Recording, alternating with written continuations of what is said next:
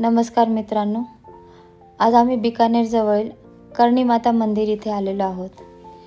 हे मंदिर उंदरांचे मंदिर म्हणून ओळखले जाते। इथे तुम्हाला हजारो उंदीर बघायला मिळतील। मंदिराचा परिसर खूपच छान आहे। आम्ही कर्णीमातेचे दर्शन घेऊन आम्हाला खूपच प्रसन्न वाटले। भाविक इथे उंदरांना प्रसादही देतात। असे म्हटले जाते की हे उंदीर कर्णीमाताचे रूप आहे। तेथून पुढे संध्याकाळी आम्ही उशिरा पुष्कर इथे पोहोचलो। हॉटेलमध्ये चेक इन केले। दुसऱ्या दिवशी सकाळी लवकर उठून आम्ही पुष्कर सरोवरावर गेलो।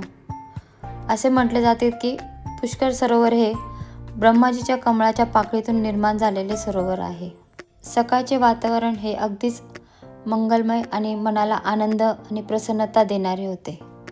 तिथे आम्ही गुरुजींकडून पूजा अभिषेक करून घेतला। त्यानंतर आम्ही जगातील एकमेव प्रसिद्ध असलेले ब्रह्माजीचे मंदिर यांचे दर्शन करण्यास गेलो। पुष्करमधील ब्रह्मा मंदिर हे जगातले एकमेव प्राचीन ब्रह्मा मंदिर आहे। सृष्टीचे निर्माते भगवान ब्रह्मा यांचे दर्शन घेऊन आम्हाला खूपच प्रसन्न वाटले। त्यानंतर आम्ही हॉटेलला पोहोचून बॅग्स वगैरे सर्व पॅक केल्या आणि कारण आम्हाला पुढच्या प्रवासास निघायचे होते।